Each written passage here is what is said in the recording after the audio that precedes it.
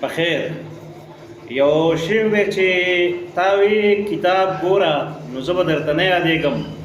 ته مې هېر نه شوې کتابونه راته ډېر یاد شو نن د کتابونو نړیواله ورځ ده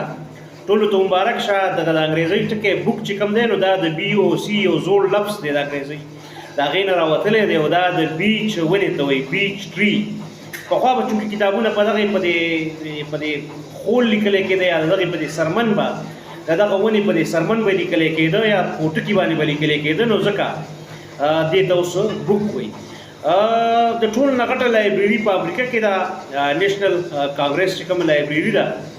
نو په هغې کې 170 میلیون کتابونه پراته دي البته د اولډسټ دنیا د ټولو نه زوړ کتاب چې زموږ په لاس راغلی دی په انساني تاریخ کې نو هغه د ګلګامش یو حماسي نظم دی یعنې د دغه باچا د عظمتونو د هغه د مرتبې د میسوپوټامیا د عراق د تهذیب نه د زوړ میسوپوټامیا تهذیب نه راغلی دغه د ګلګامش بوک چې دا د اولډسټ سروایوینګ بوک دی یعنې اوسه پورې چې زموږ سره په لاس کې شته او د دې نه علاوه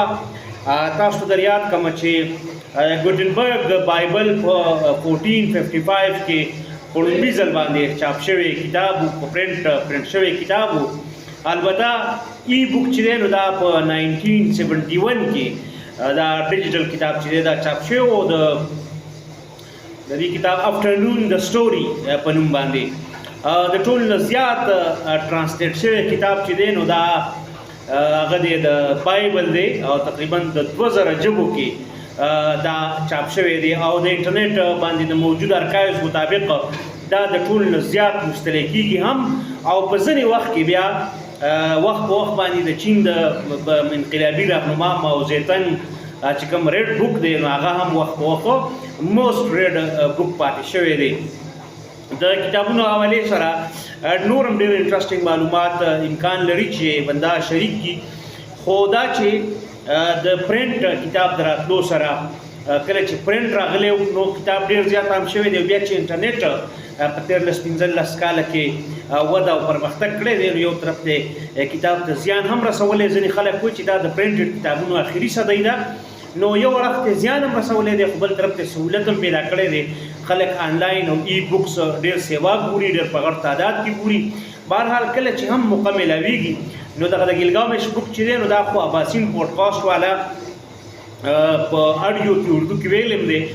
که وخت لرئ د شپې چې کله وده کېږئ نو موبایل په استر دی او دغه لګوئ په یوټیوب باندې نو دغسې به دا کتاب هم وګورئ دا یو ایپک نظم دی او دا د اوسه پورې د ټول نه زوړ تاریخي معلوم شوی کتاب دی پښتو حوالې سره درته ووایم چې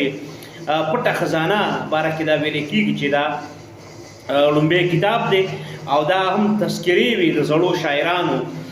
یعنی موږ ته د پښتو د معلوم تاریخ چې اوس موږ سره شته یا اولني شاعري او اولني لیکونه که موږ سره په لاس کې راغلي دي نو دا د پټې خزانې په برکت راغلي دي بیا د پټې خزانې په وجود او په صحت باندې بهرحال ځینې خبرې کېږي وخت په وخت باندې خو د هغې نه به راتېر شو او دا ده چې کتابونه نو دا ډیجیټل ایج دی او که دا پخوانی زمانه وه که دا پرنټ نه مخکې زمانه وه خو بهرحال د انسانیت په وده کې په پرمختګ کې او په ارتقا کې د انسانیت په ترقۍ کې د کتابونو د کردار انکار نشي کېدی بلکې د علم د ټول نه لوی میډیم چې کوم دی د ټرانسفورمیشن یا د انتقال د علم د انتقال د یو نه بل ته رسېدل د درس و تدریس نو دا کتاب پاتې شوی دی او کتاب دی او کتاب به وي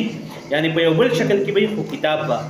بهرحالي دغه یو څو خبرې مې غوښتل د کتاب د عالمي ورځې په مناسبت سره وکړم تاسو ته وخت مو راکړه وام مو اورېدم او ملګرو سره مو شریک کړم کورم ودان صاحب کورم یو ځل بیا مننه